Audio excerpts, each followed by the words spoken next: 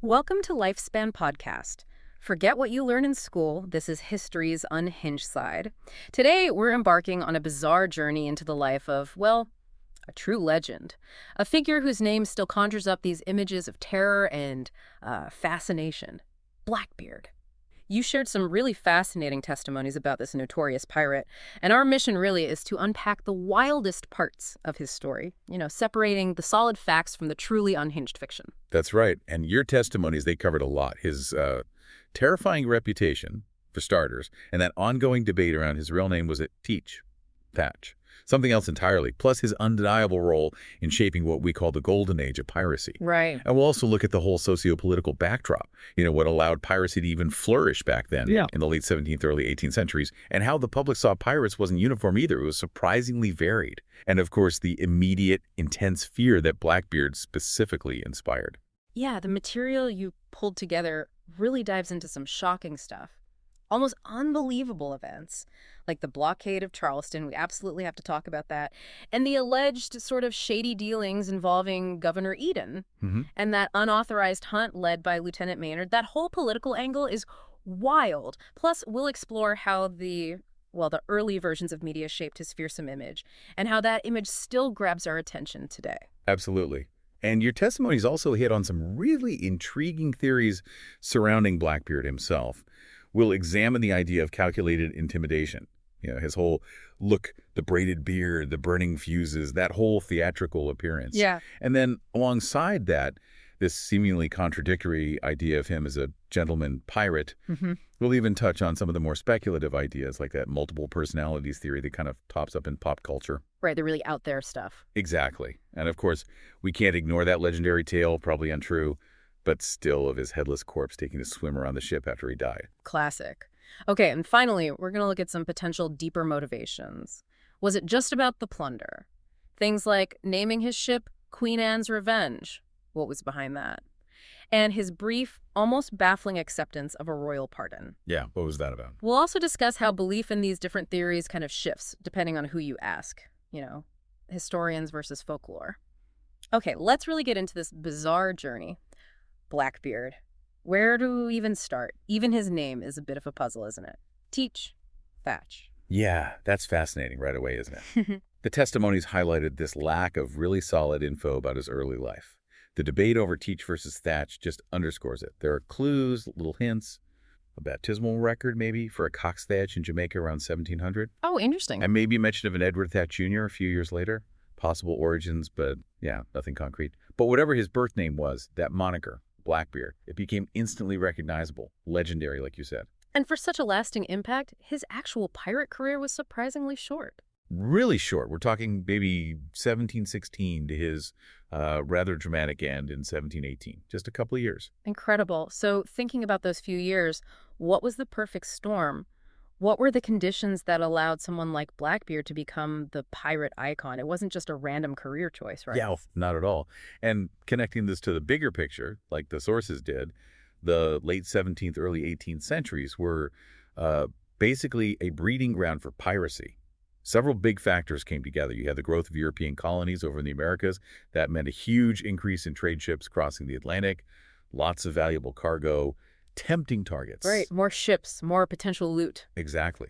Then you had the end of major wars, like Queen Anne's War. So suddenly you've got thousands of skilled sailors, guys used to life at sea, often tough lives, suddenly out of work. Ah, okay. Demobilized navies. Precisely. Yeah. And piracy, well, it promised quick wealth, maybe a different kind of freedom. It became an attractive option, even though it was, highly illegal. It does sound like a maritime version of demobilization problems after a big war. You've got all these trained people with specific skills. That's a really good way to put it. And the testimonies also touched on the intense rivalry between the European powers, England, France, Spain, constantly competing.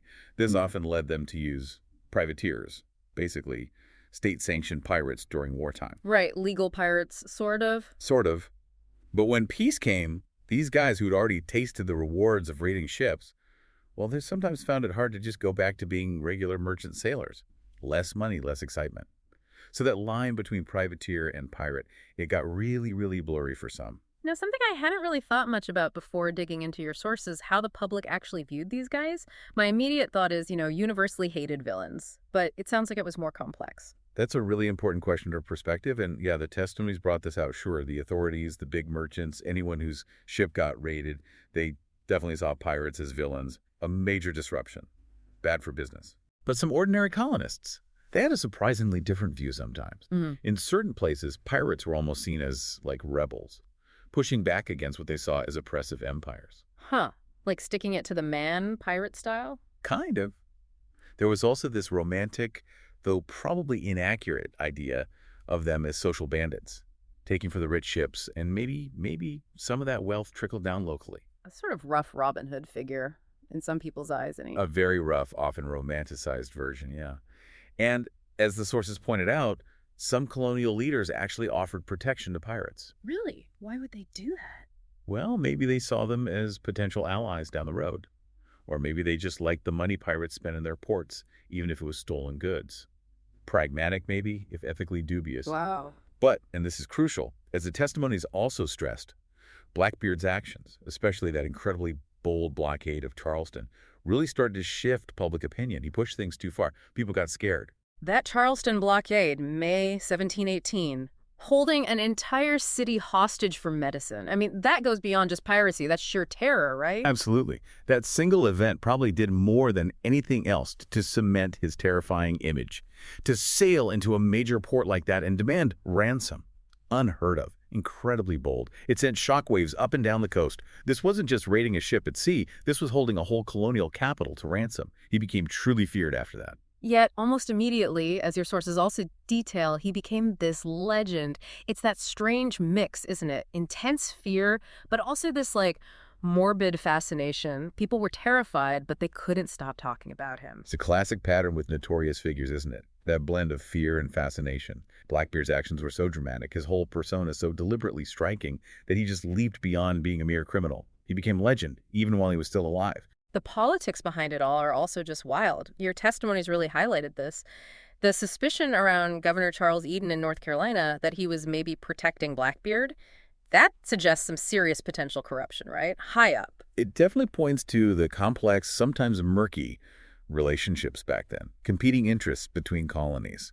Governor Spotswood of Virginia certainly seemed convinced Eden was complicit, or at least turning a blind eye. And that conviction really fueled Spotswood's determination to go after Blackbeard. Even if it meant sort of overstepping his authority. Exactly. Which leads directly to Spotswood basically hiring Lieutenant Robert Maynard to hunt Blackbeard down. It was technically unauthorized by, say, the Crown directly, but ultimately it was decisive. Your sources confirm that. And it's fascinating how the early newspapers jumped on this. Spreading the story, the terror, it's like he was one of the first media sensations in a horrifying way. You're absolutely right. Publications like the Boston Newsletter, they were all over it. Accounts of his exploits, his look, his dramatic death. This early media played a huge role in shaping how people saw him and definitely contributed to creating that enduring, larger-than-life image. Today, say pirate, and honestly, the image that pops into most people's heads, it's Blackbeard. That look, it's inspired everything. So let's unpack that look, like the sources detailed. The long black beard, maybe braided, and those slow-burning fuses woven in or under his hat. Just pure intimidation, right? Making him look demonic. Oh, absolutely intentional. The testimonies pointed this out clearly. Contemporary accounts, like Captain Charles Johnson's famous General History of the Pirates, they describe it vividly. Johnson talks about this large quantity of hair covering his whole face, twisted with ribbons into little tails, and the slow matches under his hat brim. Under the hat, not actually in the beard. Probably under the hat, yeah. Yeah. Safer for him, But the effect, terrifying. This smoky haze around his head, designed purely to unnerve his opponents, make them think twice about fighting. I bet it worked. And this really feeds into that theory your sources explored the gentleman pirate idea, that he preferred to scare people into surrendering rather than resorting to violence if he didn't have to. And interestingly, the material noted there aren't many verified accounts of him killing captives before that final battle. That's a key point proponents of that theory raise. The idea is that his reputation, his look, that was his main weapon. By cultivating this terrifying persona, he could often get ships to just give up their cargo without a bloody fight. Now, he was definitely using coercion threat. Dear, it's still robbery. Exactly.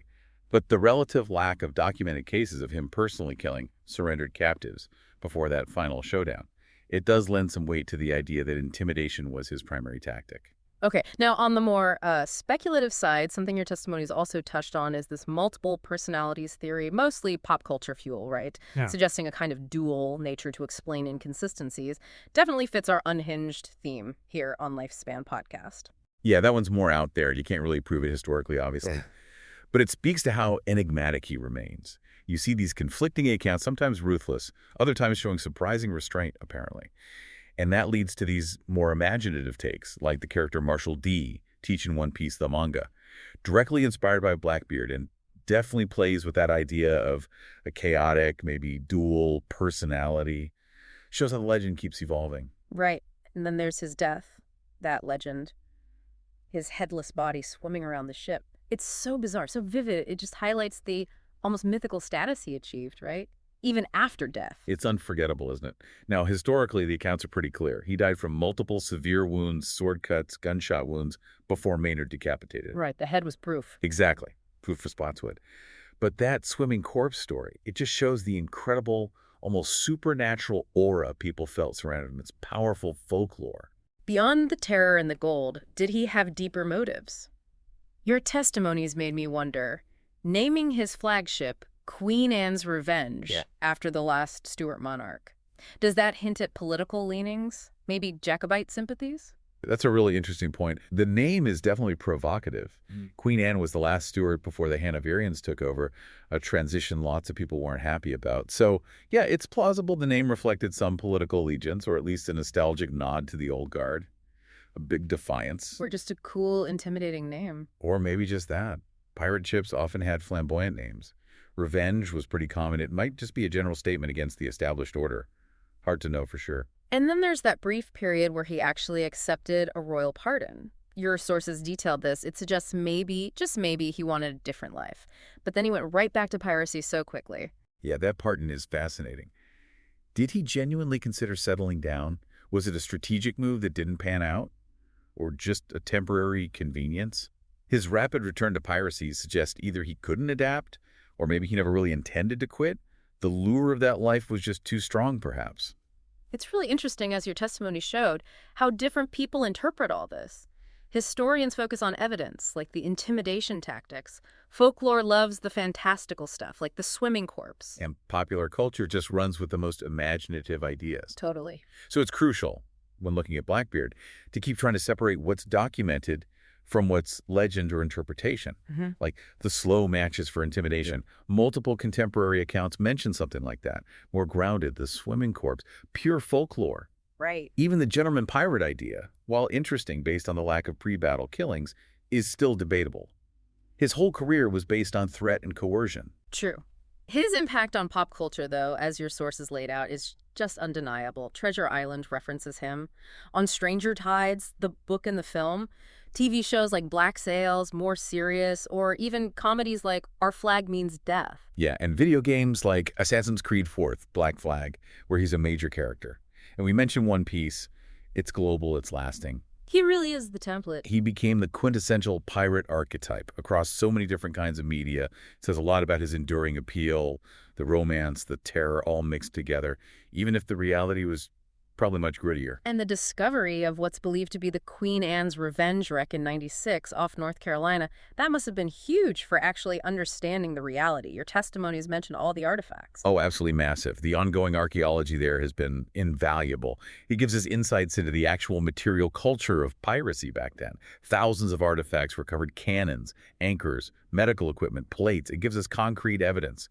Helps historians check the written accounts. Like ground truthing the legends. Exactly. And museums now display this stuff, so the public gets a much more tangible connection to that whole era. It's not just stories anymore. Even something as modern and kind of silly as the Blackbeard writing internet meme your sources pointed out, it shows how the legend just keeps adapting, doesn't it? It really does. It highlights how we keep reinterpreting these historical figures, fitting them into our own culture.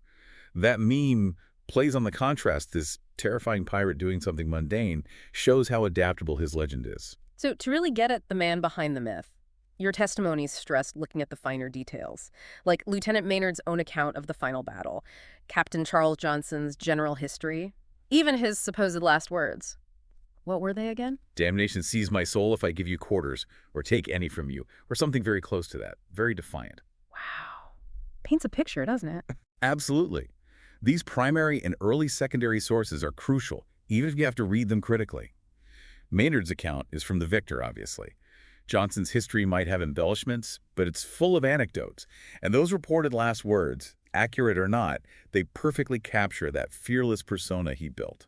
Your testimonies also mentioned early news reports and even a letter to Blackbeard from Tobias Knight, the Chief Justice of North Carolina, that hints at those connections again. Yeah, that letter is particularly intriguing. It suggests potentially close ties between Blackbeard and at least one high-ranking official, adds another layer to the whole political side of it. And people are still doing genealogical research trying to pin down his origins. They are. No definitive smoking gun yet, but it continues to offer tantalizing clues about his possible background before he became Blackbeard. There's always more to potentially uncover. There were also some just plain odd side stories in your sources, like his brief partnership with Steve Bonnet, the gentleman pirate. That sounds like a whole bizarre journey episode itself. Oh, totally. The alliance between the terrifying, experienced Blackbeard and this wealthy landowner turned pirate, Stede Bonnet, who apparently wasn't very good at it initially. It's a fascinating, strange subplot. And the grounding of the Queen Anne's revenge, still mysterious. Right. Accident, or did Blackbeard do it on purpose? Still debated. Theories range from hitting a sandbar accidentally to Blackbeard deliberately wrecking it, maybe to downsize his crew, or cheat partners like Bonnet added their share. More intrigue. And that really gruesome legend also in the sources. His skull being turned into a drinking vessel. Ugh. Adds to the dark mystique, I guess. It's properly macabre, isn't it? Perfectly fits that sensationalized image of pirates. Yeah. Whether it actually happened is questionable, but the fact the legend exists tells you a lot about his fearsome reputation. When you consider all this, the terror, the legend, the pop culture impact, it's just shocking to keep remembering his actual pirate career was only about 2 years long. Yeah. 1716 to 1718. It really is incredible. A testament to how effective he was, both at cultivating that image and his actual, piratical actions. In that short time, he terrorized a huge stretch of the Atlantic coast and the Caribbean, left a mark that's lasted centuries. Your testimonies also noted his reach, from the Caribbean up the North American coast, and that his crew was diverse, including black men, possibly freed slaves. That adds another interesting layer, doesn't it? The social dynamics on board. It really does. It highlights something often overlooked: the diversity within some pirate crews. For black men, piracy might have offered a form of freedom or opportunity unavailable in mainstream colonial society. It's a fascinating glimpse into the complex reality of these outlaw communities. So if people listening want to take their own bizarre journey deeper into Blackbeard's world, your testimonies listed some great resources. The Queen Anne's Revenge Project website, state archives in North Carolina. Yeah, lots of YouTube documentaries out there too, scholarly books, academic articles, online forums focusing on pirate history, historical blogs. Even local folklore like Teach's Light. Sounds like there's tons of information for anyone who's hooked. Absolutely. There's a vast amount available, from primary sources and archaeology right through to academic analysis and popular takes. Plenty to explore. So, Blackbeard's bizarre journey. Short, yes, but what an undeniable mark he left. That calculated image, maybe not always backed by extreme violence until the end, but incredibly effective. And like we discussed, the unique social and political climate of the Golden Age of Piracy really set the stage for figures like him to become so infamous. While history keeps digging up more about the real Edward Teach, whoever he was, that wild, crazy life attributed to Blackbeard, that ensures he remains the ultimate pirate in our collective imagination. What's truly fascinating here, I think, as the sources illuminated, is how such a brief period, such a short career, could produce someone so iconic, so enduring. It really makes you think about the power of image, doesn't it? The power of storytelling in shaping how we remember the past, and how much of what we call history is this blend of hard fact and, well, carefully crafted legend. Maybe the most unhinged part of Blackbeard's story is exactly that, how that persona he built still captivates, even terrifies us, centuries later. Makes you wonder, what other historical figures walk that same fine line between documented reality and enduring myth? And why do those stories stick with us so deeply? Definitely something to ponder until our next bizarre journey here on Lifespan Podcast.